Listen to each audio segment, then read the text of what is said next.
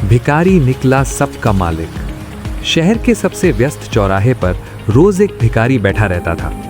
फटे कपड़े, गंदा सा कंबल और आंखों में अजीब सी शांति।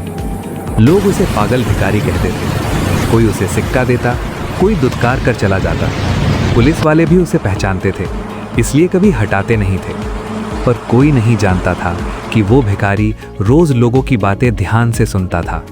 बिजनेस डील, धोखेबाजी, झूठे वादे।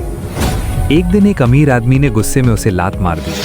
भिखारी गिर पड़ा, लेकिन उसके चेहरे पर दर्द नहीं, हल्की मुस्कान थी, क्योंकि वही आदमी उसकी जिंदगी का सबसे बड़ा गुनहगार था। भिखारी उस अमीर आदमी को जानता है, पर कैसे और कौन है ये भिखारी? भिखारी उस अमीर आदमी को जानता है, पर कैसे? रात होते ही भिखारी अचानक गायब हो जाता।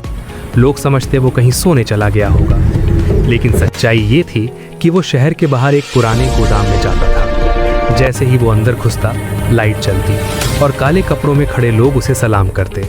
भिखारी अपना नकली बाल और दाढ़ी उतार देता, फटे कपड़ों की जगह सूट पहन लेता।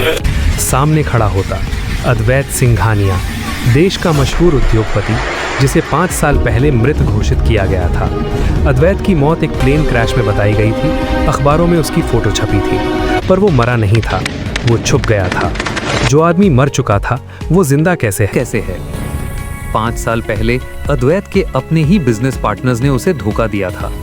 करोड़ों की कंपनी हथियाने के लिए प्लेन क्रैश की झूठी कहानी रची गई, लेकिन उन्हें नहीं पता था कि अद्वैत हर चाल पहले ही समझ चुका था। उसने अपनी मौत का नाटक किया और भिखारी बनकर शहर में लौट आया। भिखारी बनकर उसने देखा कौन इंसानियत रखता है और कौन लालच। एक छोटी बच्ची रोज उसे रोटी देती थी। अद्वैत ने उसी बच्ची के नाम से एक गुप्त ट्रस्ट खोल दिया, पर उसका असली मकसद कुछ और था, बदला। अद्वैत मदद भी कर रहा है और बदले की तैयारी भी।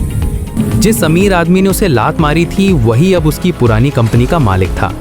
अद्वैत ने भिखारी बनकर उसके सारे काले कारनामे देखे। टैक्स चोरी, गरीबों की जमीन हड़पना, नकली दवाइयां बेचना। एक एक सबूत उसने इकट्ठा किया। एक दिन अचानक उस अमीर आदमी की कंपनी पर रेड पड़ी। मीडिया में हंगामा मच गया। वो आदमी जेल चला गया। जेल में उसे एक चिट्ठी मिली, जिस भिखारी को तूने लात मारी थी वही तेरे पतन की वजह है। क्या भिखारी अब सबके सामने आएगा? देखेंगे चौराहे पर भिखारी नहीं था। लोग पूछने लगे, कहाँ गया वो? उसी दिन टीवी पर खबर चली कि अद्वैत सिंघानिया जीवित हैं और वापस आ चुके हैं। पूरा शहर सन्न रह गया, पर अद्वैत ने कंपनी वापस नहीं ली। उसने सब कुछ गरीबों के नाम कर दिया और खुद फिर से गायब हो गया। कहते हैं आज भी किसी चौराहे पर एक भिखारी बैठा है, जो सिर्फ पैसे नहीं, लोगों की सच्चाई मांगता है। असली अमीरी पैसे में नहीं, इंसानियत में है।